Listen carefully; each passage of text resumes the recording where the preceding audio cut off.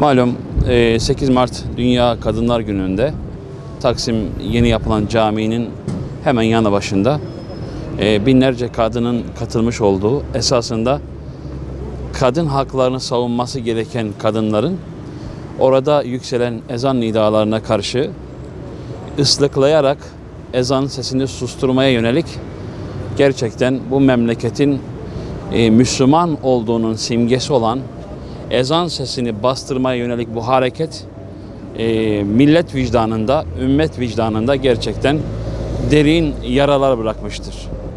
Mehmet Akif'in dizelerinde belirtmiş olduğu bu ezanlar ki şehadetleri dinin temeli, ebedi yurdumun benim üstünde inlemeli dizelerinde makes bulan bu ifadeyi haykırmak için bu memleketteki camiler, bu memleketteki minareler ve o minarelerden haykırılan Allahu Ekber nidaları bu memleketin tapusudur. 3-5 tane kendini bilmez, hatta sivil toplum örgütü diyemeyeceğimiz bazı siyasi kişilikler, kişiliksiz kişilerin de katılmış olduğu, belki maddi anlamda da örgüte destek vermiş olduğu, örgütsel katılım sağlamış olduğu cenahın hazırladığı ezana karşı yapılan bu saygısızlığı biz kabul edemeyiz. Kabul etmemiz mümkün değil. Şiddetle telin ediyoruz ve onları Allah'a şekva ediyoruz. Onlar bilsinler ki nice senelerden beri, asırlardan beri hep aynı girişimlerde bulunulmuş. Ezanlar susturulmaya çalışılmış. Camiler ahıra çevrilmeye çalışılmış. Bunun nişaneler İstanbul'da çok. Nalbant yapılan dükkan haline getirmiş camileri biliyoruz biz. Nusretiye Camii'ne gitsin baksınlar. Nusretiye Camii'nin içerisindeki direklerde bulunan halkaları görsünler. At nallamak için o nalbantın kullandığı o argümanları orada görebilirler. Biz onları unutmadık. Unutmamız da mümkün değil. Bu memleketin mayasında İslam vardır. 1000 yıldan beridir bu memlekette İslam'a hizmet eden Müslümanlar vardır. Elhamdülillah.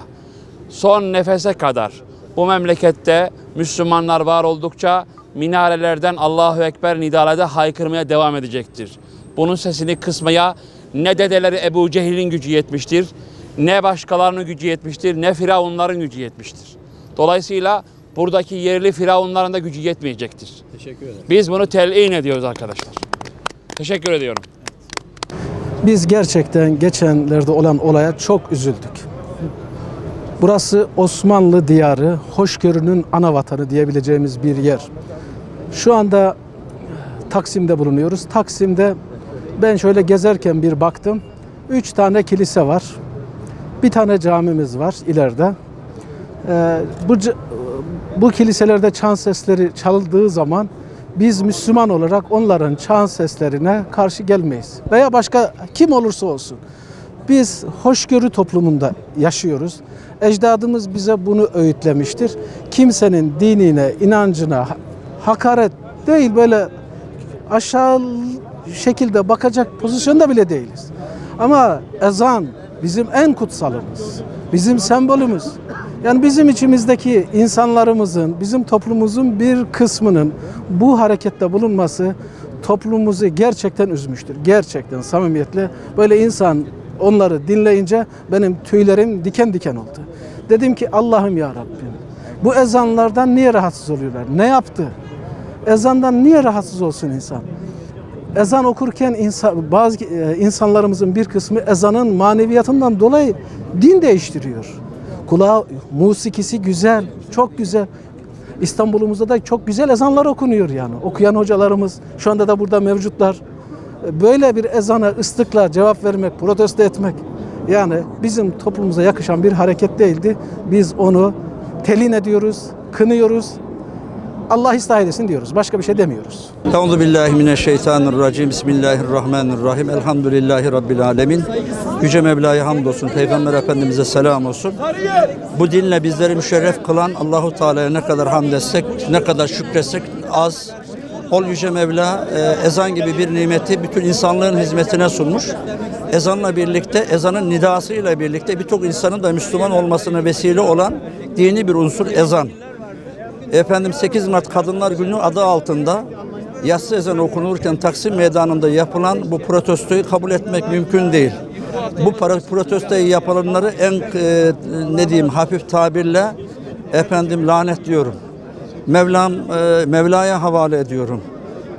İnanmayabilirsiniz, yaşamayabilirsiniz, kabul etmeyebilirsiniz. Saygı duymanız gerekiyor.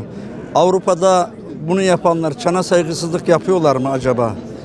Ve burada ezana karşı bu protestoyu hatırlarken İsraillerin Mescid-i Aksa'da ezan okuyan müezzinlere karşı yapmış oldukları tutumlar aklıma geldi. İslam diyarı bir beldede Hazreti Peygamber Hazreti Muhammed sallallahu aleyhi ve sellemin İstanbul fethedilecek dediği o fethin gerçekleşmiş olduğu İstanbul gibi bir şehirde böyle bir protestonun olması bazı sancıların habercisi. Hiç kimse heveslenmesin ki bu millet 15 Temmuz'da bu sancıları çıkartmak isteyenlere en güzel cevapları verdi. 251 tane şehidimiz var.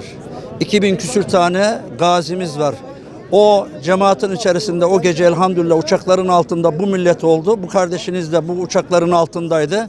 Biz devletimiz için, ezanımız için, bayrağımız için, kutsalımız için her zaman varız ve var olmaya da devam edeceğiz. Bu can bu bedende olduğu müddetçe bunun mücadelesini de devam edeceğiz.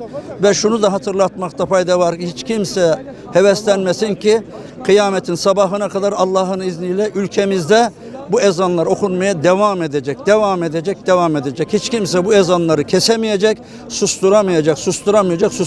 Sadece alkışları, ıslıkları onlara eza verecek, ceza verecek.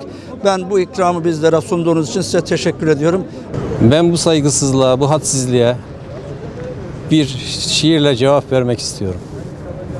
Ezanımız kutsaldır dinmez bizim. Bayrağımız göklerden inmez bizim. Başımız diktir eğilmez bizim.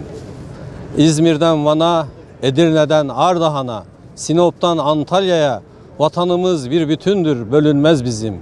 Ölse şehit, kalsa gazi, bir ölür, bin dirilir, neferimiz bizim. Allah Allah, haydi bismillah. Ya Allah, bismillah, Allahu Ekber. Tekbir. Allahu Ekber. Tekbir. Allahu Ekber.